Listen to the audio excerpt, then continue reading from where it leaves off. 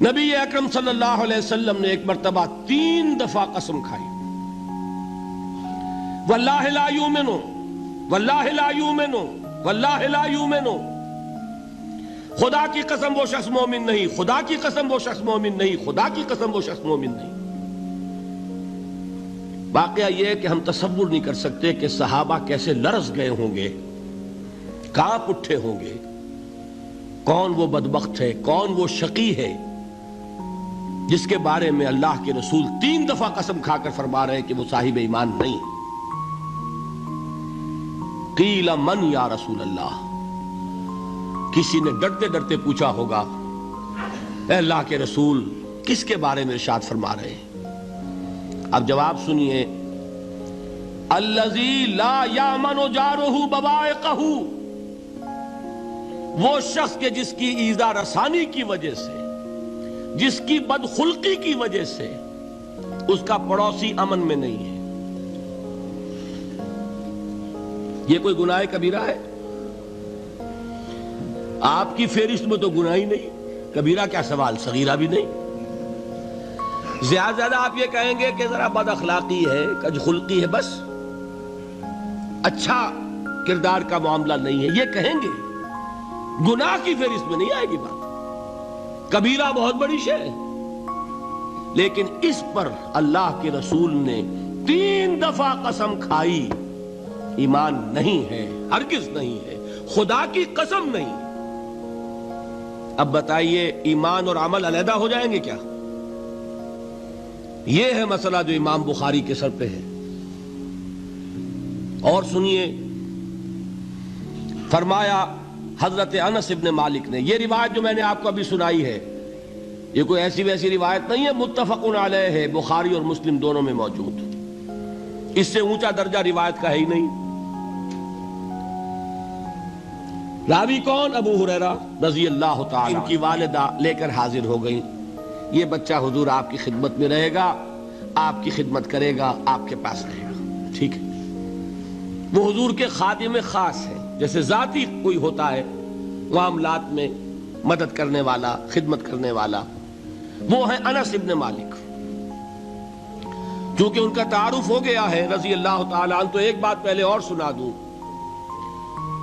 جو بچہ اپنے اس بچپن سے لے کر 9 برس کی عمر تھی جب آئے حضور کے پاس، انتقال کے وقت عمر کتنی ہوگی؟ 19 برس، 10 برس حضور کی خدمت میں رہے۔ پہلے تو حضور کے اخلاق کی جو گواہی وہ دے رہا ہے وہ اس کی زبان سے سنیے کہ میں 10 برس حضور کی خدمت میں رہا، کسی بات پر ڈانٹنا تو کجا، حضور نے کبھی مجھ سے یہ بھی نہیں فرمایا کہ اے انس تم نے وہ کام کیوں نہیں کیا۔ یہ ہے ایک آقا کی حیثیت سے محمد الرسول اللہ صلی اللہ علیہ وسلم کا اخلاق۔ اگر نہیں کیا خود کر لیا، کوئی ڈانٹ ڈپٹ نہیں۔ حالانکہ بچے ہیں، بچوں کو ویسے بھی ڈانٹ ڈپٹ دیا جاتا ہے، لیکن نہیں۔ اب ان صحابی کی ایک گواہی سنیے، قلما خطبنا رسول اللہ صلی اللہ علیہ وسلم الا قال، فرماتے ہیں کہ شاذ ہی کبھی ایسا ہوا ہوگا کہ حضور نے کبھی خطبہ ارشاد فرمایا ہو اور اس میں یہ الفاظ نہ ہو۔ الفاظ سمجھ رہے؟ جب بھی خطبہ دیتے تھے آپ یہ الفاظ ضرور فرماتے تھے، شاذ کبھی رہ جائے تو رہ جائے، قلما خطبنا رسول اللہ صلی اللہ علیہ وسلم الا قال، کیا فرمایا؟ لا ایمان لمن لا امانت لہ ولا دین لمن لا عہد لہ، جس شخص میں امانت داری نہیں اس کا کوئی ایمان نہیں، جس میں ایفائے عہد نہیں اس کا کوئی دین نہیں۔ بنا پھرتا ہو وہ دیندار، بنا پھرتا ہو وہ صاحب ایمان اور امتی حضور کا، امانت داری نہیں تو ایمان نہیں، ایفائے عہد نہیں تو دین نہیں۔ کس کا فرمان ہے؟ کسی آج کے زمانے کے مفتی کی بات نہ سمجھ لیجئے گا کہ جس کو آسانی سے آپ چاہیں تو رد کر دیں، یہ محمد الرسول اللہ صلی اللہ علیہ وسلم کا فرمان۔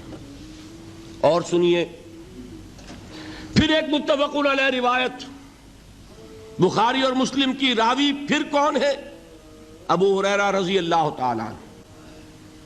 فرماتے حضور نے ارشاد فرمایا لا یزنی الزانی حین یزنی وہو مومن ولا یسرق السارق حین یسرق وہو مومن ولا یشرب الخمر حین یشرب وہو مومن. کوئی زانی حالت ایمان میں زنا نہیں کرتا. کیسے ممکن ہے؟ ایمان ہو اور زنا ہو جائے، پھر وہ ایمان دھیلے کا ہوا؟ کیا قدر و قیمت اس ایمان کی؟ وہ تو اٹھا کر پھینک دینے کی چیز ہے. ایمان اور اخلاق پہ اثر انداز نہ ہو، ایمان اور کردار کو نہ بدلے، ایمان اور عمل کو نہ بدلے تو کس مرض کی دوا؟ پھینکو اٹھا کر. نہیں ممکن کہ ایمان ہو اور زنا ہو، نہیں ممکن کہ ایمان ہو اور چوری ہو. لا یسرق السارق حین یسرق وہو مومن.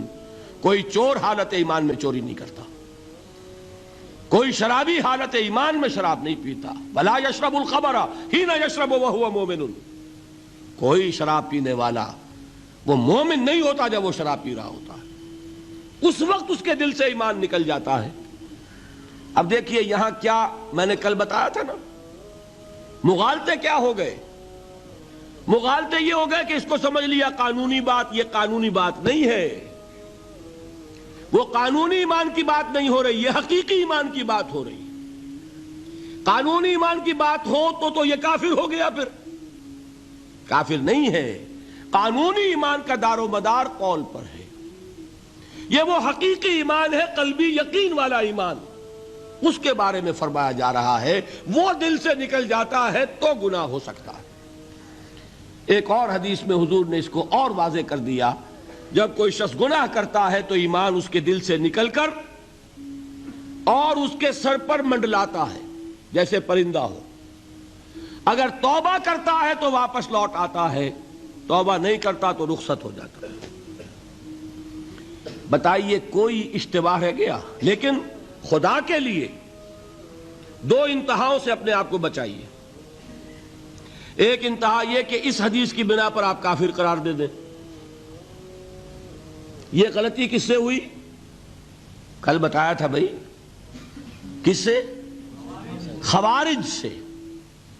خوارج سے یہی غلطی ہوئی. وہ فارسی کا ایک مصرع ہے کہ مردی و نامردی قدم فاصلہ دارد. یہ باریک جیسے بال کا سا فرق ہوتا ہے لیکن زمین و آسمان کے نتیجے نکل آتے ہیں. انہوں نے ایسی حدیثوں کی بنا پر یہ فیصلہ کر دیا پھر اگر ایمان نہیں ہے تو کافر ہے. کتنا یہ آسانی سے نتیجہ نکل آیا. ایمان نہیں ہے تو کافر ہے.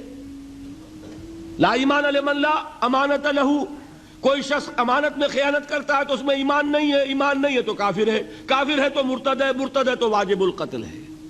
کہاں سے کہاں بات پہنچ گئی؟ بہت بڑی غلطی، بہت بڑی گمراہی.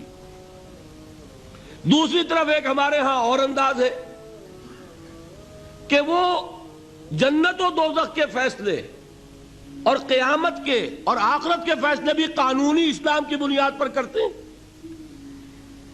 انہیں یہ سمجھ لینا چاہیے یہ قانونی اسلام دنیا میں مفید ہے، آخرت میں وہ یقین والا ایمان ہوگا تو مفید ہوگا. یہ چیز ذہن سے نکل گئی. اور برا نہ مانیے، یہ اہل سنت کے اکثر عوام کے ذہنوں سے یہ بات نکل گئی. وہ یہ سمجھتے ہیں ہمارے پاس سرٹیفکیٹ ہے، ہم مسلمان ہیں، مسلمان ہیں تو صاحب ایمان ہے، صاحب ایمان ہے تو جنت ہم پر واجب اور دوزخ ہم پر حرام. یہ آپ کے دل میں لکھا ہوا ہے کہ نہیں؟